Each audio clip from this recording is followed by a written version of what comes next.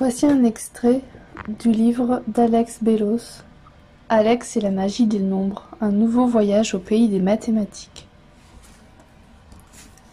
J'ai compté la fréquence des premiers chiffres de tous les nombres figurant en première page du journal. Une fois encore, ceux commençant par 1 étaient les plus fréquents, et ceux commençant par 9 l'étaient le moins. La vie au XIXe siècle n'était sans doute pas la même qu'au XXIe, mais dans les statistiques sociales, les premiers chiffres se comportaient à l'identique. Prenez n'importe quel journal aujourd'hui et vous observerez le même phénomène. Essayez donc. Ça vous donnera une occasion de briller en société et de jouer les magiciens de comptoir. Si vous recensez les premiers chiffres, vous découvrirez qu'ils décrivent toujours une courbe descendante, le 1 étant toujours le plus fréquent, et de loin, suivi du 2, du 3, et ainsi de suite, jusqu'au 9 qui est le plus rare du lot. C'est déconcertant. La plupart des gens ne vous croiront pas. Il faudra faire le compte devant eux. D'instinct, on ne s'attendrait pas à ce que les nombres d'un journal se comportent si sagement, surtout lorsqu'ils sont à ce point déterminés par le hasard, à partir de sources extrêmement disparates. Qu'il s'agisse de résultats sportifs, de cours des actions ou de nombre de morts, je vous garantis que le plus courant parmi les premiers chiffres sera le 1 et le moins courant le 9. La surprise provient du fait qu'on penserait naturellement que tous les chiffres ont autant de chances d'apparaître.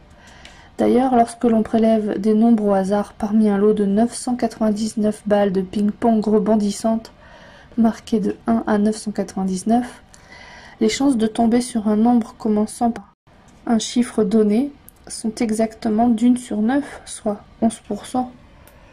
Chacun a autant de chances qu'un autre d'être prélevé. Pourtant, de façon démontrable, les premiers chiffres dans un journal ne suivent pas cette distribution. Ils jouent une partition caractéristique et asymétrique. Le premier à avoir remarqué cette curieuse profusion des nombres commençant par 1 est l'astronome américain d'origine canadienne Simon Newcomb. En 1881, il a publié une courte note dans l'American Journal of Mathematics où il expliquait s'en être aperçu en observant des livres anciens de tables de logarithmes. Les premières pages où figuraient les tables des nombres commençant par 1 étaient toujours plus usées que les dernières, celles des nombres commençant par 9. On ne pouvait évidemment pas y voir le fait que les chercheurs entamaient leur lecture par le début avant d'abandonner au bout de quelques pages par manque d'intérêt du récit. C'était forcément que les nombres commençant par 1 apparaissaient plus souvent dans leurs travaux. Newcomb a estimé que la fréquence des premiers chiffres répondait aux proportions suivantes. Le chiffre 1 apparaît dans 30,1% des cas, le 2 dans 17,6% des cas et le 3 dans 12,5% des cas. La chute de ces fréquences est si abrupte que le 1 a presque 7 fois plus de chances d'apparaître que le 9. Les pourcentages de Newcomb sont tirés de logarithmes. La probabilité qu'un nombre commence par le chiffre d, explique-t-il, est log de d plus 1 moins log d. Sans rigoureusement démontrer ce qu'il avançait, Newcomb a quand même pris la peine de produire un petit texte descriptif informel, à titre de curiosité. Plus d'un demi-siècle plus tard, en 1938, c'est encore l'état d'usure des livres de tables logarithmiques qui a conduit Frank Benford, physicien pour le compte de la General Electric Company de New York, et qui ne connaissait manifestement pas l'article de Newcomb, à redécouvrir le phénomène du premier chiffre. Poussant sa recherche au-delà des simples registres de logarithmes, Benford a constaté la surabondance de 1 et une pénurie de 9 partout où se posait son regard. Il a examiné le premier chiffre des nombres des tableaux démographiques des villes américaines, des adresses, des premières centaines d'individus figurant dans American Men of Science, du poids atomique des éléments, des tableaux de surface des cours d'eau et des statistiques du baseball. La plupart de ces ensembles de données s'approchaient considérablement de la distribution attendue. Voir ainsi émerger les mêmes pourcentages de situations aussi variées était forcément frappant. Bien entendu, ces pourcentages n'étaient pas très exactement ceux indiqués plus haut. Le monde réel n'est pas aussi précis. Mais les données correspondaient globalement aux valeurs prévues à très peu de choses près.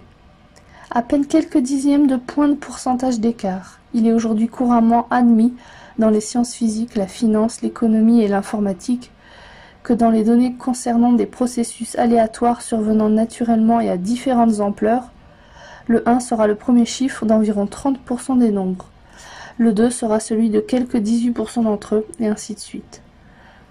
Benford voyait dans ce phénomène le reflet d'une loi universelle, qu'il appelait loi des nombres anormaux. Cette dénomination n'a pas pris. À l'inverse du patronyme de son auteur, le phénomène conserve aujourd'hui le nom de Benford, loi de Benford.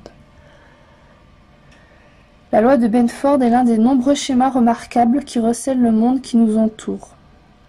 Que recèle le monde qui nous entoure? Nous en aborderons d'autres sous peu, mais en attendant, nous avons à effectuer un petit travail de détective. Dès le premier abord, Darrell D. Dorrell me fait penser à un ours. C'est en partie parce que nous nous trouvons à Portland, capitale de l'Oregon, où les ours ne manquent pas. Mais sa silhouette trapue, sa moustache de 3 jours et sa voix doucement grognonne n'y sont pas pour rien. Son métier d'enquêteur financier non plus d'ailleurs. Darrell flaire les données manipulées avec l'instinct de prédation du grizzly en quête d'un repas.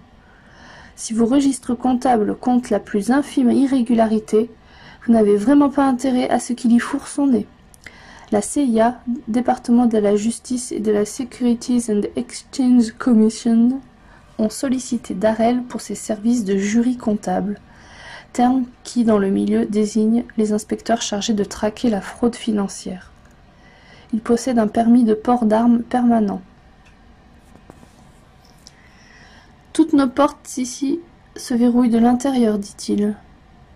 Nous avons tendance à mettre souvent les gens en rogne.